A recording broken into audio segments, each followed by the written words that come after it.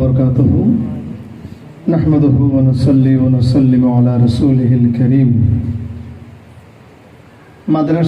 মাদ্রাসাতুর রিসালা আল ইসলামিয়ার পক্ষ থেকে আজকে বার্ষিক শিক্ষা প্রতিযোগিতায় উপস্থিত এখানে আমাদের এই অঞ্চলের স্বনামধন্য বড় বড় ওলামায়ে কেরাম উপস্থিত আছেন, যারা আমাদের উস্তাদ সমতুল্য।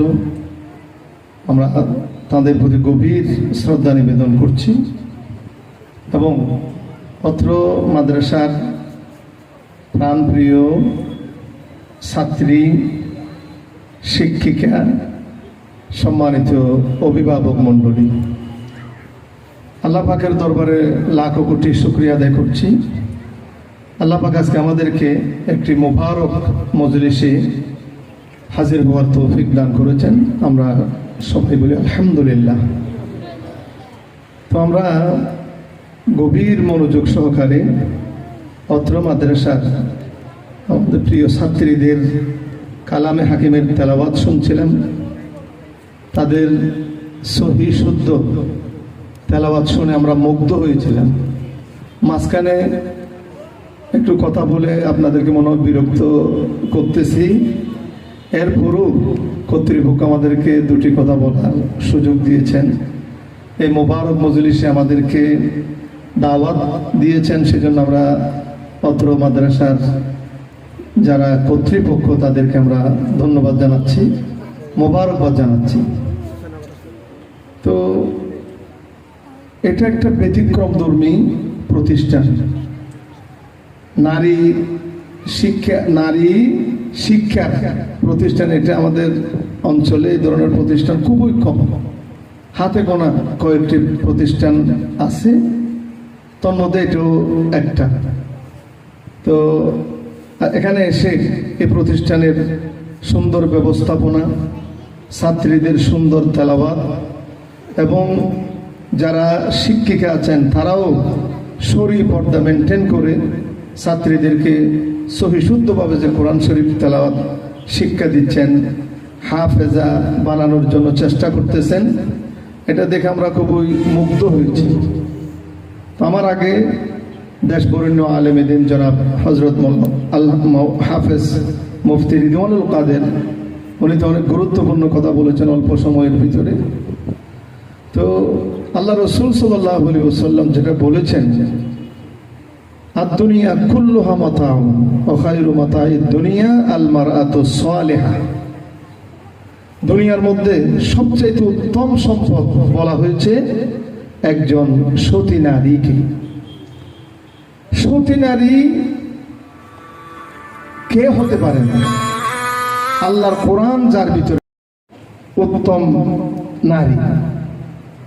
এছাড়াও আরবিতে একটা কথা আছে, হিসনুল উম্মিহাত মাদ্রাসাতুল লিল বনিন ওয়াল বানাত। মায়ের কুল হচ্ছে সন্তান সন্ততিদের জন্য একটা প্রতিষ্ঠান, একটা মাদ্রাসা। তো একজন মাকে একটা মাদ্রাসার সাথে তুলনা করা হয়েছে। একজন মা যদি শিক্ষিত হন এবং তিনি যদি কোরআনের শিক্ষায় শিক্ষিত হন, তিনি যদি ইসলামের শিক্ষায় শিক্ষিত হন, তাহলে এই মায়ের কোলটা যদি একটা প্রতিষ্ঠান হয়, মা হবে এই প্রতিষ্ঠানের শিক্ষিকা, তাহলে তিনি একজন আদর্শ শিক্ষিকা হবেন, যিনি তার সন্তানকে কোরআনের শিক্ষায় শিক্ষিত করতে পারবেন।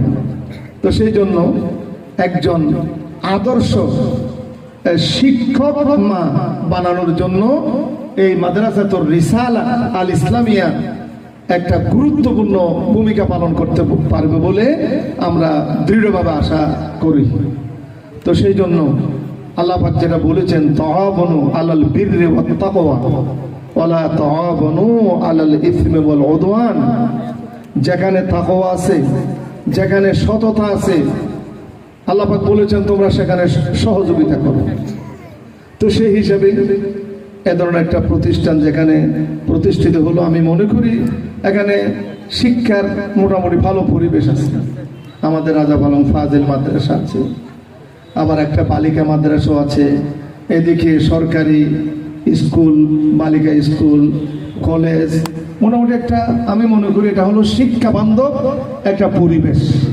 আমি দীর্ঘদিন ধরে এই এলাকায় শিক্ষকতা করতেছি, আমি এই এলাকার ছাত্র, সেই সুবাদে এই এলাকার মানুষের সাথে এই এলাকার মানুষ সম্পর্কে আমাদের একটা অত্যন্ত ভালো ধারণা আছে।